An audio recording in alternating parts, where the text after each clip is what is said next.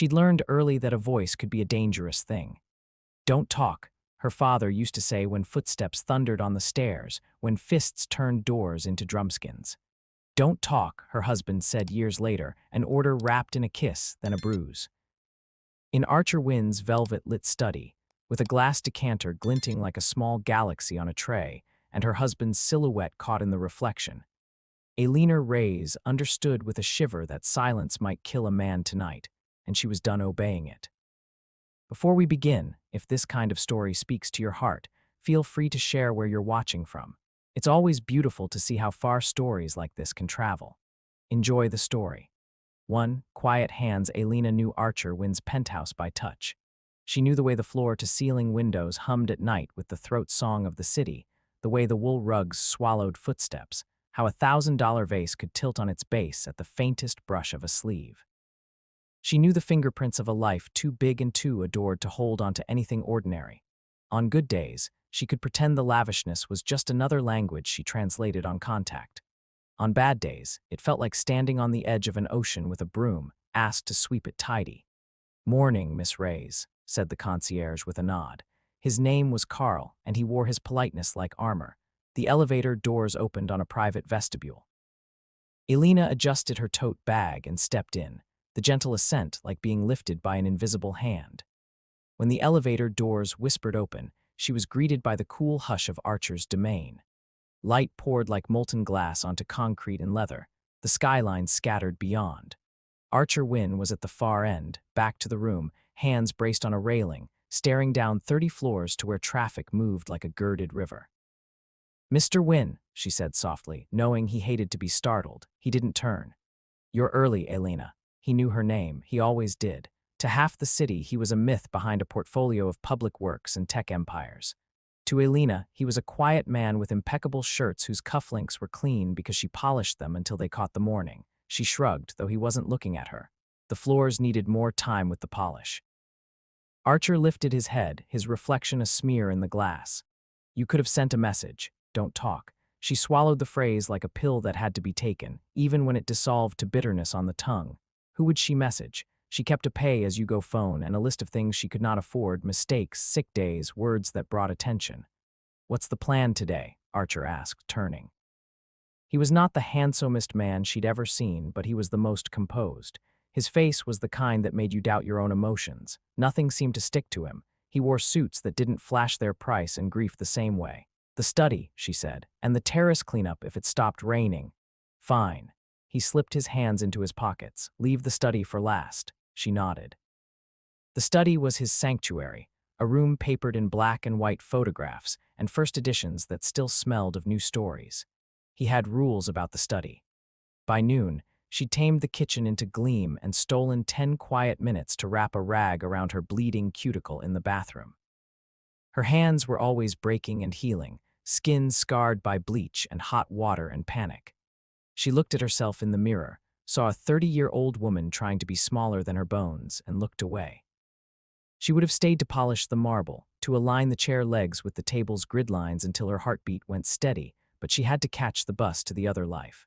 Her husband Marco had his own rules about time. "Hey," Archer said when she found him again, jacket off, sleeves rolled up, some humanity peeking out beneath the armor. He stood by the wet bar that shimmered in shadow and glass. He poured water over ice and watched it crackle. "My mother used to say you can tell whether a home is loved by how its kitchen sounds when it's empty." "You keep yours very quiet," Elena said, regretting the words the moment they left her mouth. She had talked. It felt like opening a window and asking for a storm. He tilted his head, surprised, not by the observation, she thought, but by the fact of her making it. "Quiet can be an act," he said. He handed her a payment envelope, thick with cash as always. "There's a charity gala Saturday. You'll hear about it from the concierge. Extra staff after hours, if you're interested."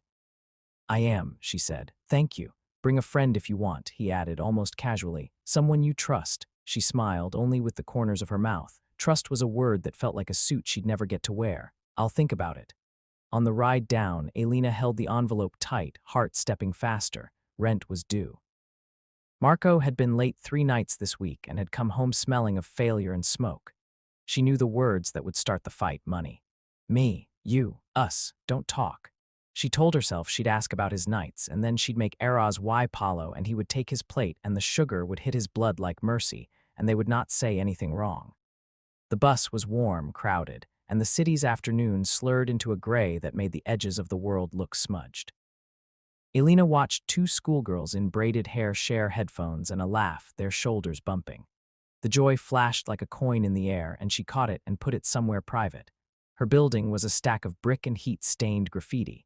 She climbed 3 flights to their apartment, keyed in carefully. The door stuck, as always, swollen by rain. Marco was there. He was always handsomer when he was still, before the restlessness woke in him. He looked up from the couch, football on mute, cigarette in an ashtray, and his mouth made an effort at a smile. "Lena," he said. He had a way of making her name sound like a plea. "How was the great man's temple?" She put the envelope on the counter and said, half lightly, "He knows my name." Marco's jaw twitched. "Of course he does. You keep his life clean. He should put your name in one of those gold frames." "Don't do that," she said. "Don't make it smaller." "Make what smaller?" He stood, rubbing the back of his neck. She knew the signs. He was taut as a wire, the night's plans pulsing under his skin. "I'm not the one scrubbing a stranger's toilets for a man who owns half the city." "We both do what we have to," Elena said. They danced the steps they knew, resentment, apology, silence. She made dinner. He chose the chair by the window, where he could watch with his thoughts. Halfway through eating, he said, "There's a gala Saturday, right? Wynn's thing." She froze, just a breath, then said, "How did you people talk?" he said, and his smile was wrong. "You could get me in." "No," she said quietly. His eyes flashed, then went flat. "To help, catering, security, whatever. You bring me, I stand around being invisible. I go home with a story." "Marco, don't talk," he snapped, and then he flinched, ashamed. He reached for her hand and then didn't take it. "Just, this is important, Lena, important." He let the word hang between them like laundry, damp and heavy. Elena glanced at the envelope on the counter, at his hands, restless and nicked. He used to come home smelling like sawdust and sun, hands grateful. Now he smelled like "I'll pay you back and just one more chance." "You promised," she said, quieter than she wanted. "No more favors for Silas." "He's not," Marco started. Then he scrubbed a hand over his face. When he looked back at her, his eyes were raw. "They have me, Lena. Silas wants money," she finished for him. "Always money." He nodded, dug his fingers into his hair. "They said if I can get into Wynn's place Saturday, if I can do one small job, we're clear." He said small, but the room felt suddenly too narrow to contain the word. "What job?" Not a question, not really. "I don't know," he lied. The lie sagged between them. She stood, turned off the stove's last burner. The kitchen was briefly, blessedly quiet. Then she said, trying to thread the needle between love and fear, "No." Marco's face closed. "Lena." "No," she repeated, stronger. "I will not open that door. I will not put my life or my job or that man in danger because you don't know how to stop." He inhaled, sharp as a slap. He stared at her in the kind of silence that remembers all the words already said. Then, quietly, like a blade slipped between ribs, he said, "Don't talk, Elena. Don't talk yourself into believing you deserve better than me." After he went out to smoke, she folded her hands so tight her knuckles trembled. To herself, just in her head, like a prayer she could not give up, she said, "I do." 2. The study Saturday came wearing rain. The city polished itself with reflections. Elena arrived at the tower through a separate entrance lit in soft gold for the staff and delivered trays of champagne flutes into a ballroom that looked like a promise. Archer was every inch the benevolent monarch, the suit that remembered him, the tie a quiet blue, his hair swept back in a way that made women lean to whisper his name. He made a speech about foundations and futures, about rebuilding a library in a neighborhood that needed one. When he spoke, he leaned forward, listening to his own words, the way men listen to a song that used to be theirs. Elena kept to the edges. A hired caterer bumped her elbow and called her sweetheart. She smiled because fighting would be expensive. She pretended her hands were not shaking as she took empty glasses and gave full ones in return. It was then that she saw Marco. He was dressed in a black shirt and the wrong kind of shoes. He carried a tray as if he'd only ever carried anything heavier than excuses. He moved well in a crowd. That had always been his skill. He looked like he belonged wherever he decided to stand. Elena's stomach turned over, slow and heavy. She walked like a ghost to intercept him, cornered him in a service corridor that smelled of lemon cleaner and subterranean water. "What are you doing?" she demanded. It came out as a whisper scream. "I told you," he began. "Marco, I will lose everything." "We already have nothing," he said, eyes feverish. They will break me, Lena. They will come to our door. They will make it. He stopped, swallowed. I just have to put a thing where a thing isn't. I don't even have to touch anybody. She stared at him. His lips were chapped. His ambition had always outpaced his sense. Where? It was the wrong question. She knew that as soon as her mouth opened, but he was the kind of man who loved you more when you made it easy. He looked at the ceiling and then at the floor, as if the answer were written there. When he met her eyes, there was something in his gaze that felt like goodbye. In the study, she should have gone straight to Archer. She should have screamed, but the word screamed felt too big for her throat. Instead, she said no, no, and pushed past him, her shoes whispering on the corridor floor, her body moving before her mind caught up. She knew the house. She knew the service elevator that coughed and the employee's staircase laced behind a sliding panel. She knew the way the door to Archer's study opened a fraction, and then, if you applied the right pressure to the lower hinge, swung wide with grace. The study smelled like paper and a quiet storm. The desk was a wall of dark wood. The glass-fronted cabinet caught the rainlight. The decanter on the bar carried an amber pool that made every surface it touched look burnished. Marco was a shadow by the bar. He held a small brown bottle that looked like medicine from a century ago. Its dropper glinted like a fang. "Marco," she said, voice cracked thin. "Don't." He didn't turn. He raised the dropper above the decanter and watched a clear pearl swell at its tip, trembling. "Please," she whispered. "Marco," he spoke to the air, to himself. "It's just enough to make him sleep. He'll sleep. He'll miss a meeting. He'll wake up and he won't even know why." "You're lying," she said. "Don't," he started out of habit and swallowed the word. She moved. It had always startled people that a small woman could be so fast. She slammed into him, shoulder to rib, and the dropper spat its little life in a spray across the bar. Marco cursed, grabbed her wrists to steady himself. A small amount, colorless as rain, hit her skin and stung like betrayal. They struggled without grace. Her elbow knocked the decanter and it rocked, then sat, smug in its balance. His hand brushed the glass of the cabinet and left a smear. They froze, breathing. The bottle rolled under the bar and went quiet. "Elena," Marco panted. "We're dead if I don't. You don't understand." Sila's, she twisted free, and in those seconds she understood that this was not an argument, it was a choice. She could run and find security, and by the time she got back, Archer would be toasting to the library, or she could stand between her husband and a glass that would kill a man. A door opened somewhere else in the apartment. A heartbeat, maybe two. She didn't think. She grabbed the decanter and poured the whiskey down the sink. Marco made a sound that belonged in a field after a storm cracks a tree. He punched the cabinet. Glass spidered. He did it again. Blood starred his knuckles. "I will fix this," he said, frighteningly calm. He kicked at the baseboard and a small panel came away. He reached into the dark and pulled out nothing she'd expected, a keycard. He handed it to himself like a stage magician and then slipped out of the room. The hallway murmured with footsteps. Elena looked down at her hands. The skin where the drops had landed was reddening. It wasn't asleep then. Her stomach clenched. "Miss Reyes," a voice asked behind her. Archer stood in the doorway, curiosity on his face and 1,000 answers swirling behind his eyes. He saw the bar, the missing whiskey, the way her hands trembled. He opened his mouth. "Don't talk," she said urgently and lifted her eyes to his ceiling. Something flickered in his gaze. A man who listened to rooms would recognize a voice in the walls. He half turned and she saw it, a pinhole above a framed photo of a boy at a dock, sunlight making a halo on water. Invisible unless you were scrubbing too hard where nobody thought to look. A camera, a listening ear. "Miss Reyes," Archer said again, but this time his tone was silk with a razor trapped inside. "You've broken my decanter.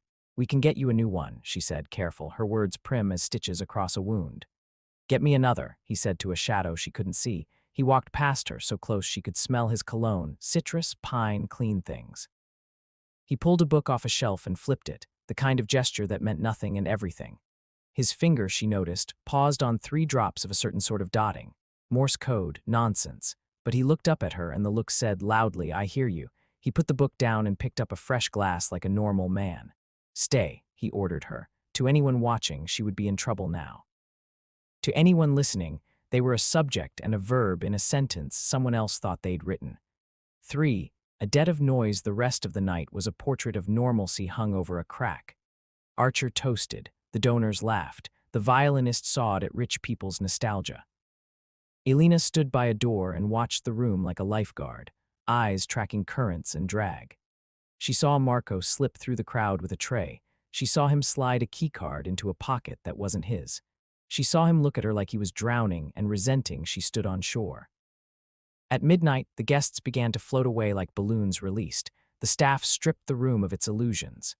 Elena told the other cleaners she wasn't feeling well and went home. She felt like her blood had been replaced with something that remembered how to burn. Marco wasn't in their apartment. He didn't leave a note. He had never been a note kind of man. She slept in fragments. She dreamed of a decanter full of rain and woke to the sound of real rain arguing with their windows. At 9, her phone vibrated against the table and skittered onto the floor. Unknown number. She let it buzz, then picked up on the second call. Elena Reyes, said Archer's voice, and the way he said her name made goosebumps rise like small soldiers under her skin. I need you to come in. She swallowed. I can't. Marco, my husband. I'll send a car, Archer said. I'm asking, not ordering. I need you to come in, and when you get here, don't talk. He hung up. The line filled with the sound of a city learning to breathe again after a long night. By the time she stepped out of the car at the private entrance, her stomach had decided she was a traitor and wanted to punish her. The elevator delivered her to the vestibule where Jonah Pike waited. She knew Jonah by face and by the way rooms got tighter when he was in them. He had a head like a bullet and eyes the color of asphalt after a rain. He had been Archer's head of security for 5 years, and the building bowed around him, not out of respect but out of instinct. He smiled without showing teeth. Miss Reyes, he said. Nice to see you above your pay grade. It's nice to see you working, she said, too soft to be insolent, and then met Archer in the study. The pinhole camera above the boy by the dock was gone. In its place, a smear of paint like a finger dragged across a mouth to quiet it. Sit, Archer said. He tested the window's lock the way a man tests a bridge before crossing. You were right last night. I don't understand, she said, but he held up a hand. Yes, you do. His gaze pinned her for a second, and it felt like being seen down to the bone. But you can't say it, not to me, not here. He pointed to the bar where a new decanter stood like a replacement star. You saved my life, she flinched. I don't know what you're asking me to say. He shook his head. Nothing, for now, nothing. He poured water into a glass. He set it in front of her. Drink. It felt like swallowing a river. He watched her like she might shatter into necessary information. He said, who gave him the bottle? Then shook his head, answering his own question. No. Don't talk. Instead of speaking, she reached up and tugged at her sleeve. Under her wrist, where thin skin mapped veins, a small rash bloomed, red and angry where the poison had kissed her. Archer saw, swore softly. He banged a low cabinet open and retrieved a small white box. He opened it with the ease of a man who'd readied for war and found a first aid kit. He cleaned the patch with a careful hand. It stung. She thought she would cry from the intimacy of it. He dabbed something cool that smelled of medicine on her skin and wrapped it, his fingers quick, sure. Your husband, he said, voice flat. Your husband was in my home last night. Elena stared at the floor. The grain of the wood looked like layered water. She wished she could drown in it. Archer stepped back, gave her body back. They sent him, and they're listening, which means this is bigger than a debt. She raised her eyes. There it was again, that look of a man weighing a building to see which wall could be pushed to bring down the rest. Bigger, she risked. He nodded, almost imperceptibly. They want me to do something. They want me to vote a certain way at the board meeting Tuesday, or they want me not to show up. They want a merger to go through, or they want it to die, or they just want to see if they can move me. If they can, they own me. If they can't, I become a problem to solve. And if you are a problem, she ventured, the words a small birth, they will solve you. Archer looked at her like she'd lifted a car, then his mouth hardened. Which is why you're going to help me, she blinked. Mr. Wynne, Archer, he corrected, distracted, already moving to the desk where maps of his building, floor by floor, lined the drawers like secret skins. We're going to make a noise so loud it will shut them up. We're going to play dumb while we build a set around them. We're going to let them think they are writing the scene. He laid a blueprint on the desk. It was the penthouse level, veins of corridor and artery lines of surveillance cameras. He tapped a corner and looked up. Don't talk in here. Don't talk in the elevator. Don't talk in the lobby. Write what you need to on this. He slid her a small notepad, the kind hotels leave by phones, and a pencil. She wrote, so lightly the words almost didn't appear, my husband. I don't think he will hurt me, but I don't know who tells him what to do. He wrote back, one of 3 people in my life has access to the times when you're here. One of those people hired your husband. We make it 2 tonight. She didn't ask who. He wouldn't tell her anyway. She wisely wrote, how?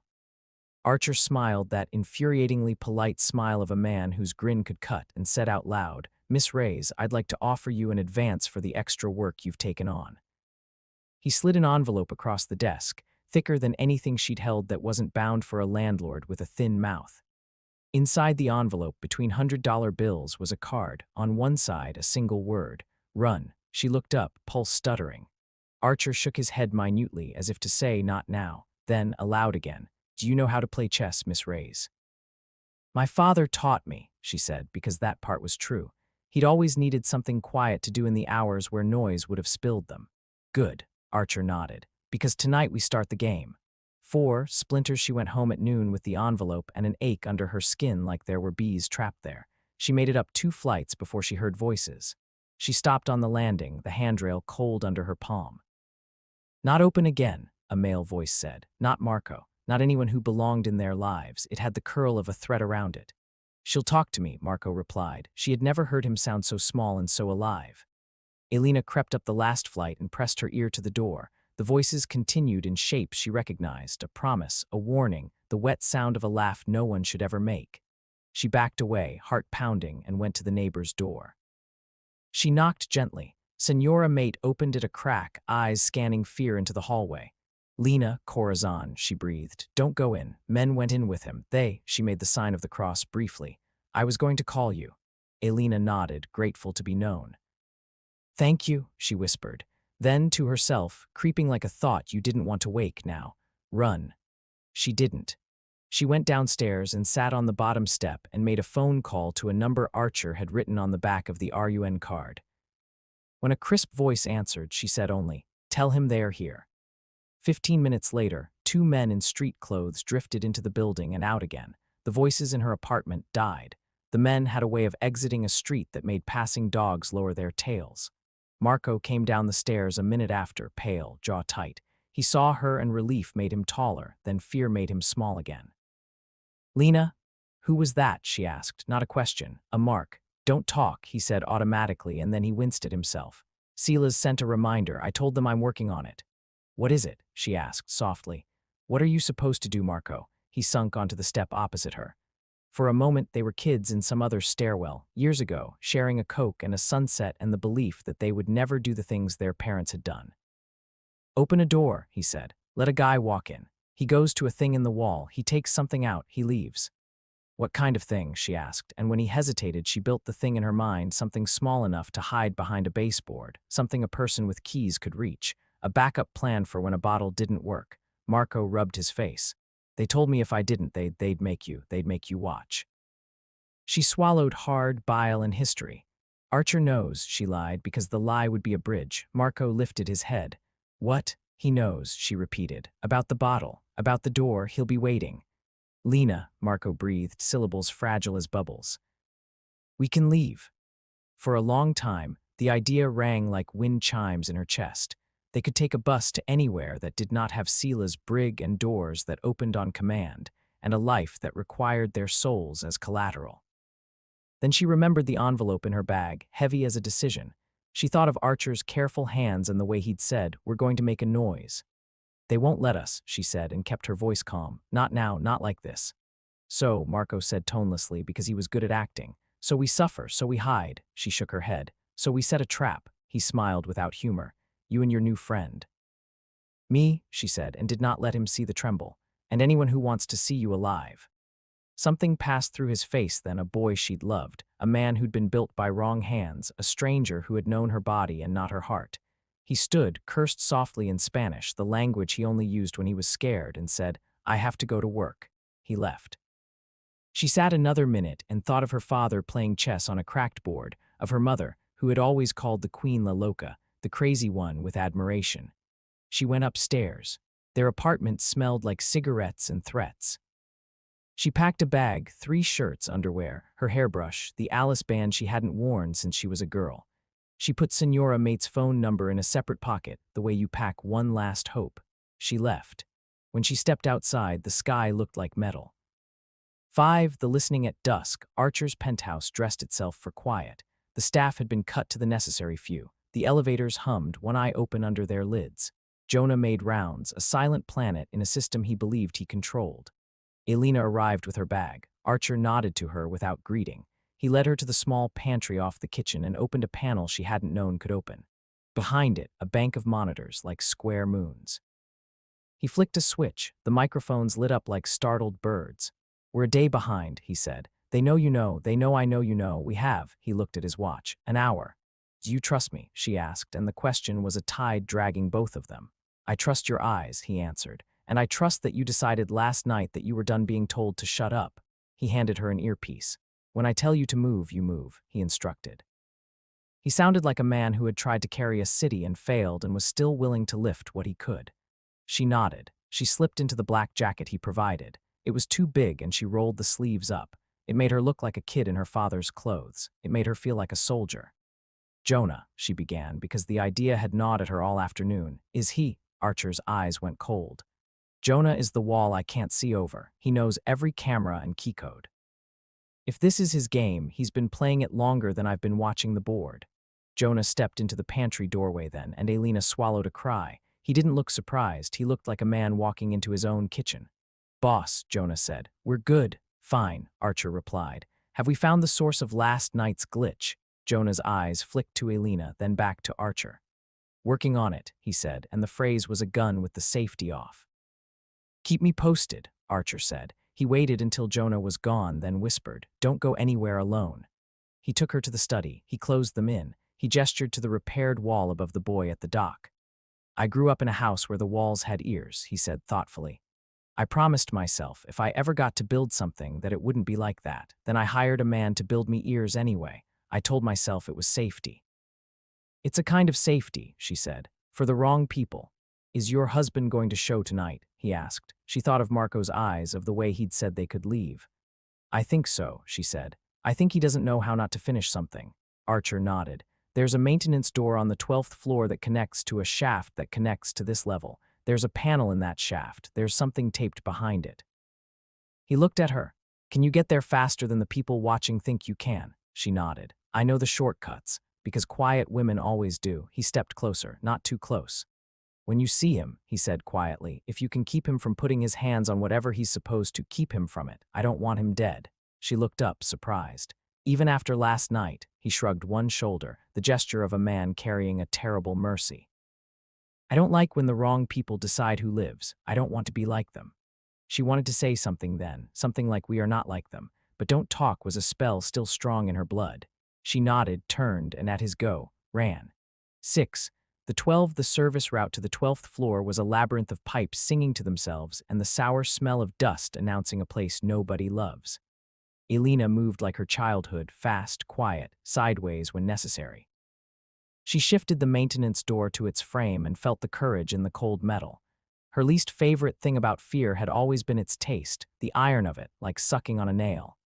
"Left," Archer said in her ear, voice a thinner thread than she was used to. "Then straight, watch for the step." "I know," she murmured, "because in spaces like this you have to whisper even when no one can hear you." She found the panel. It wore dust like a fur coat. She unscrewed it with fingers that felt both clumsy and born, knowing how things came apart. It swung open with the softest click. Behind it, taped to the black belly of the building, a small black box, wires, a tiny green light blinking like a heartbeat. "What is it?" she asked. Her instinct said bomb, but her brain said something else. "A recorder," Archer said in her ear. "Probably has a transmitter, watching this floor, hearing it." "Maybe more." She reached in, touched the tape with the pad of her finger. It was the cheap kind. It would come away if you were just bold enough. She tugged. It held. She tugged again, harder. "Someone's coming," Archer said suddenly. "Move." She grabbed the black box. It came free with a jerk, and wires screamed and then went quiet. She shoved it into her jacket pocket and yanked the panel closed. The footsteps in the shaft were far away and then near and then like breathing at the back of your neck. "Right," Archer said, voice sharp, "then down. Do not look back." She moved. The shaft was narrow and she was smaller than her fear. She made her body a question mark around the ladder and slid down 2 levels and then 3. At 9 she stopped, pressing herself to the wall, breath drumming. The footsteps clanged, moved past, then paused. Whoever it was, whoever they were, hadn't been sure which way she had gone.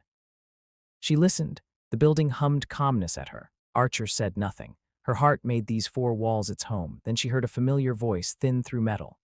"Lena," She almost didn't step out of the shadow, but habit was a gravity. She did. Marco stood at the bottom of a short run of stairs, sweat slicking his hairline. He held his hands up like a man facing cops on TV shows.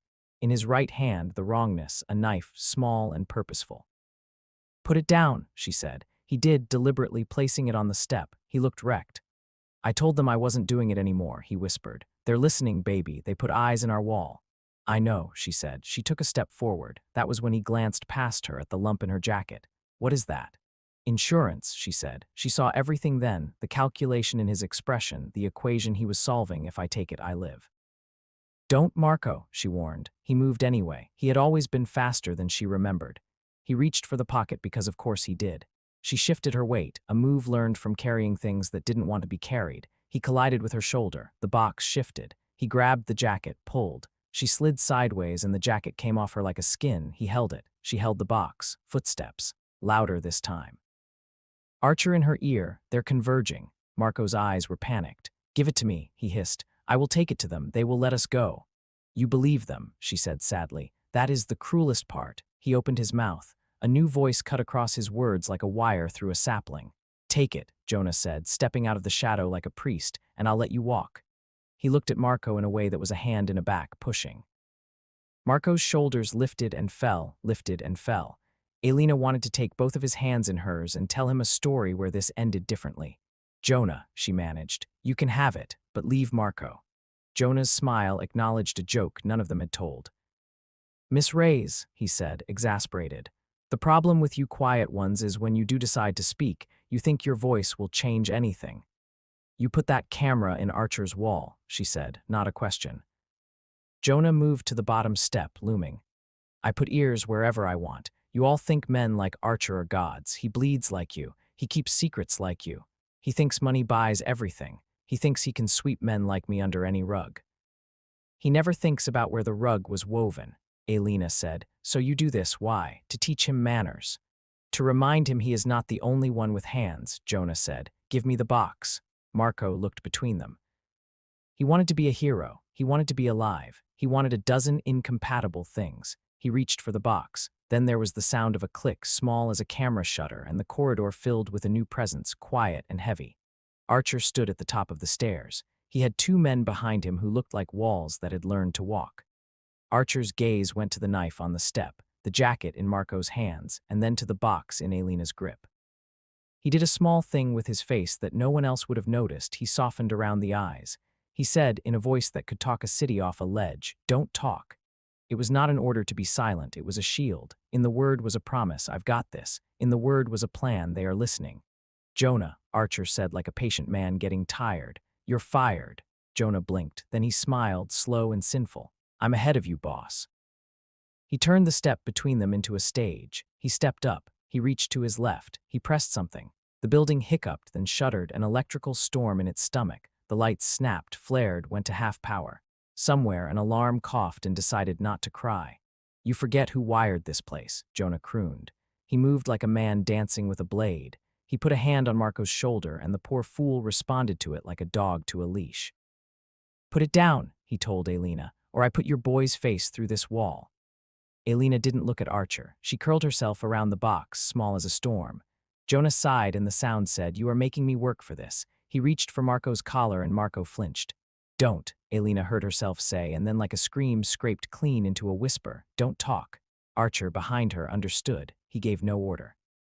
He stepped back, just enough to look like losing. He let the men behind him appear less like walls and more like furniture. "You want your proof," Jonah said to Archer, almost tender. He reached down the front of his sweater and pulled out a little thing like a thumb drive. He held it up. "This tells your board exactly what you've been trying to do, sell them something they were not supposed to have. This tells your city how many deals you made with men like me to get what you wanted." It wasn't true. Elena knew it, because she had seen Archer's face in the not speaking hours, the grief there. But truth is a selfish animal. It goes to the man who feeds it. "Give me the box," Jonah said again. "And you, Miss Reyes, will walk out of here with your hands clean as dishwater." This was a strange moment to have a memory, but Elena had learned that memories don't ask for your permission.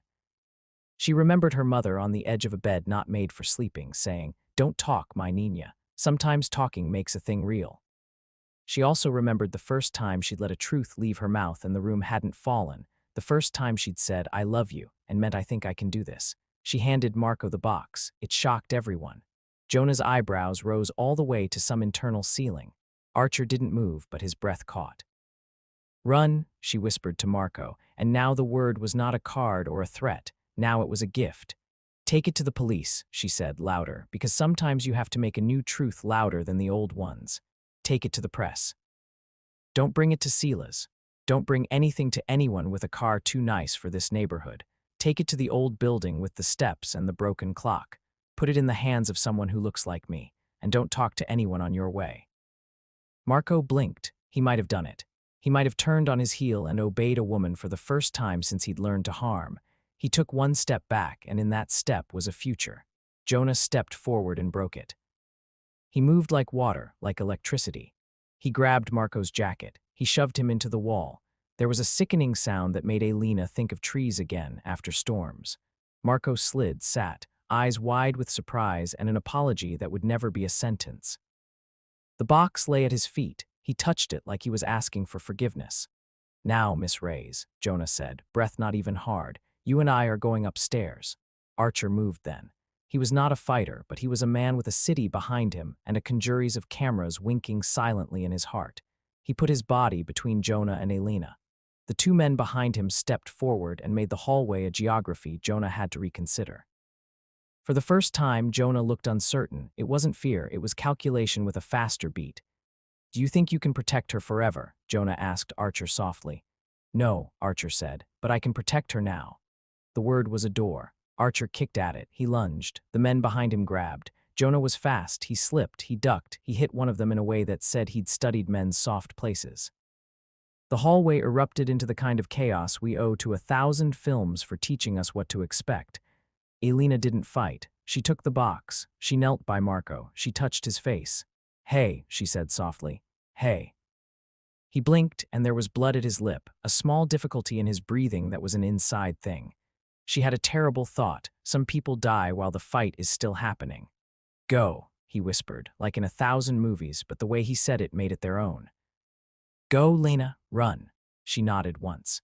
She did. 7 windows, there was a window at the end of the world. At least that was what it felt like when Elena leveraged herself onto the mezzanine above Archer's living room and saw the city rock to the horizon in rainlight. She could see her own breath, though the air wasn't cold.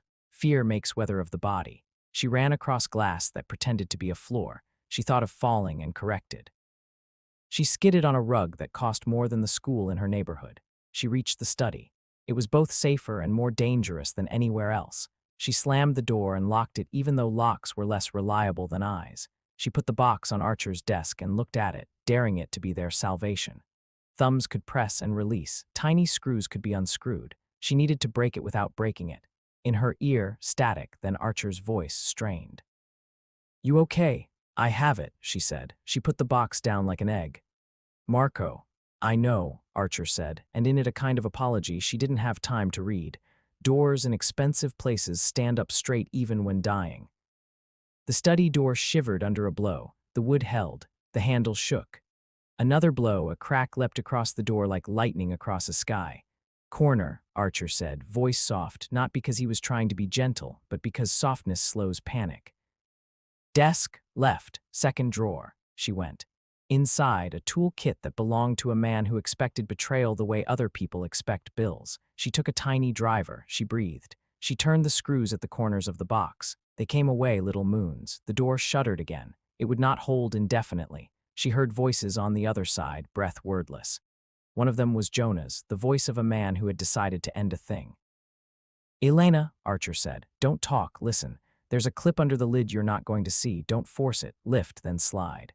She did, hands steady though she wanted to dig into her own skin. The lid gave, side came free. Inside, a forest of wires, a tiny chip like a single photograph of a catastrophe. "Take the chip," Archer said. "Put it in the book by the boy at the dock, hollowed out, 8th from the left." She followed the wire to the chip. She coaxed it free like a splinter. She went to the shelf. Her fingertips traced titles that meant nothing and everything. Her hands shook as she counted. 8th from the left. The book came away too easily. It was heavier than a book should be, lighter than a justice.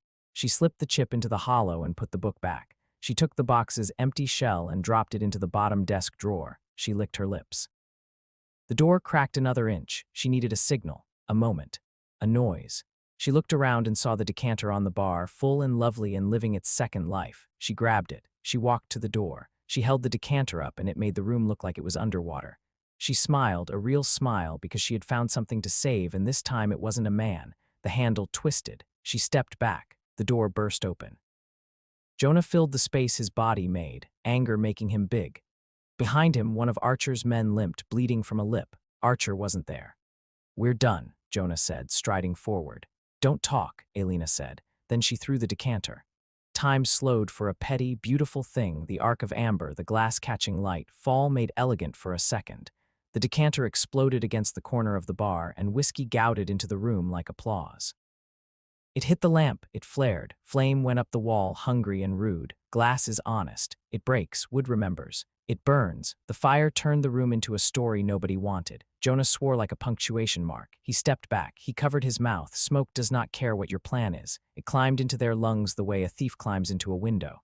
"Move," Archer's voice commanded in Elena's ear. "Now." She did. She sprinted past a flailing arm under smoke that rolled like a sea. She followed the memory of the room better than sight. She reached the shelf, grabbed the book. She pressed the boy at the dock to her chest. She ran. 8, rooftop, there was one last place he could be. Archer, she knew him now. A man like that, when a building turned traitor, would go to the roof. He would put his back to a sky and his eyes on a city he believed he built. She took the service stairs 2 at a time. Smoke crawled after her, slow enough not to be the worst thing yet. She pushed the heavy door with her shoulder and the roof opened. The sky was a sheet of dirty silver. The wind tried to take her coat. She had never been this high with this little between her and falling. Archer stood near the helipad circle, small in the gray. He looked like he had slept in his suit for a week.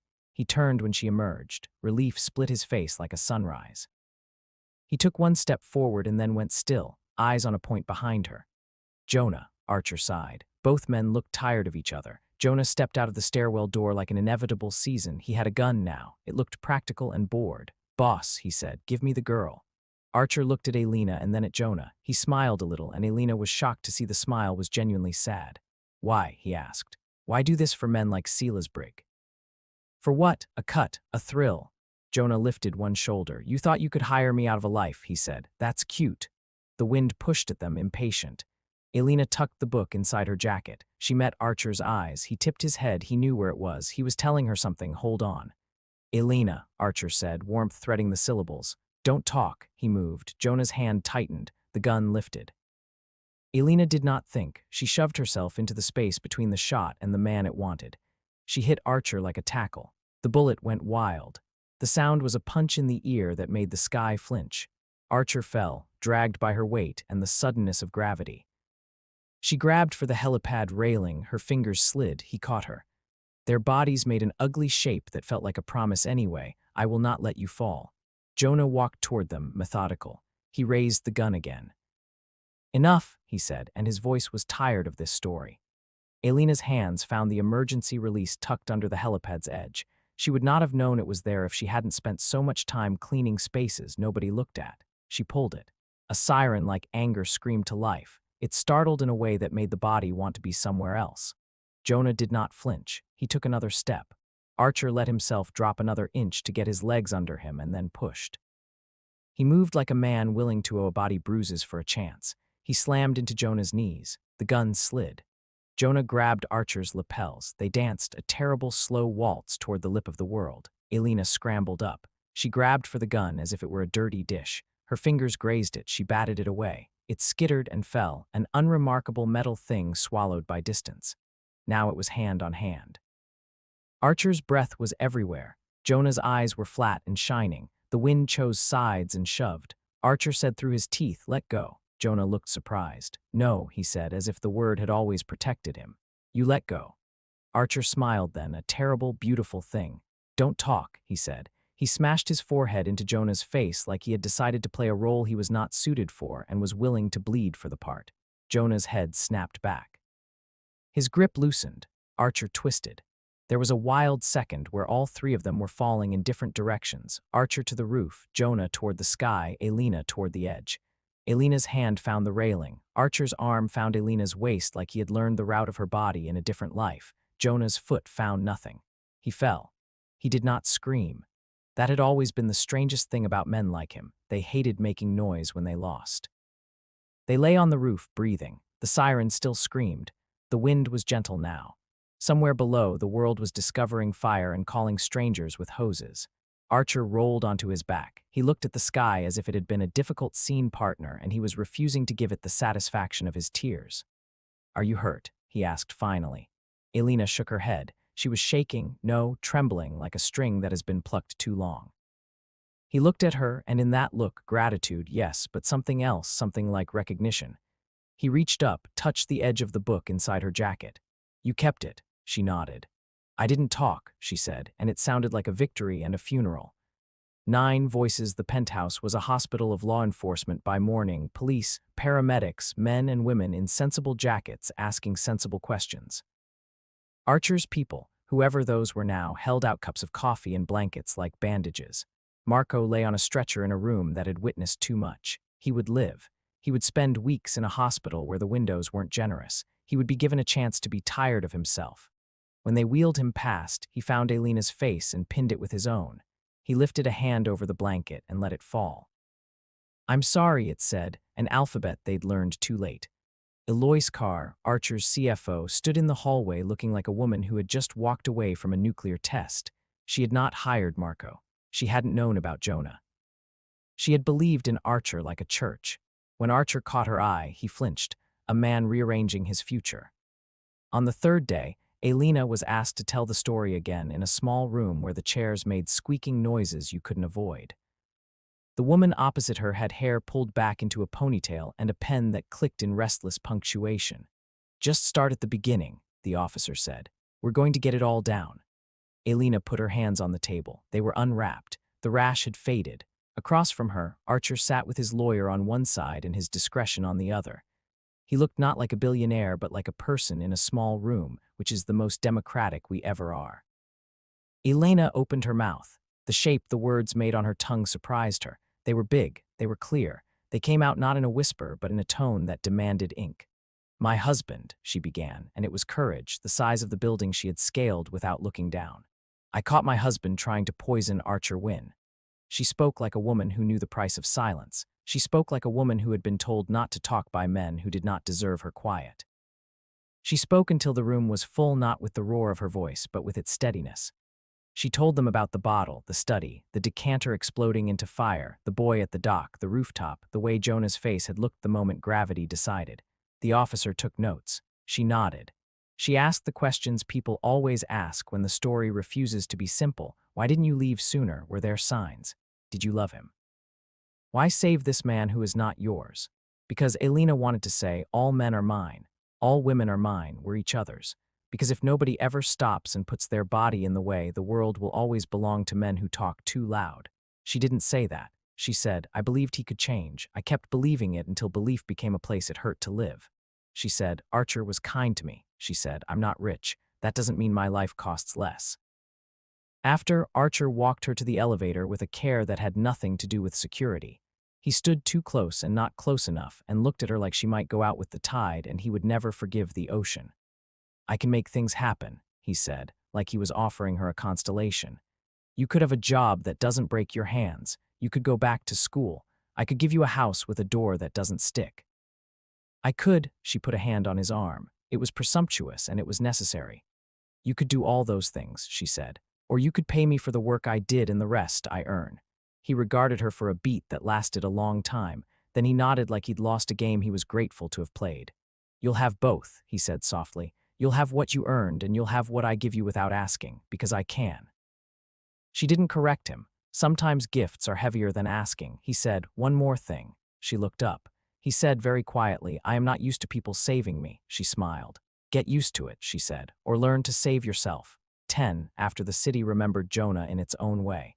It forgot him in the paper and remembered him in the rooms he had built to be dangerous. The DA said the right words. Sila's brig vanished into the cracks of a sidewalk that had been boarding houses for men like him for centuries. Marco pled to charges that would let him sleep inside for a while without having to watch the door. He asked Elena to visit, and she went twice, and each time they sat on opposite sides of a table that made them both look like defendants. He cried quietly. She did not. She told him about the old woman in the hall who always talked to herself. He told her about the night noises, the fans. In the end, she put her hand on the glass and didn't wait for him to match it. She stood and said, "I hope you learn to be a man I don't know." At home, her new home, a small place Archer had found and she had paid the deposit on with money she had earned by cleaning, surviving, telling the truth. She cooked herself eggs and ate them in the quiet. The quiet sounded different now. It was a choice. It was a room she had furnished herself. Archer came by once, twice, not often. He was busy pulling weeds out of his garden. He invited her to a ribbon cutting for the library. She watched him in shirt sleeves shake hands with kids who were already in love with the smell of paper. He smiled like a man who had decided to stay alive.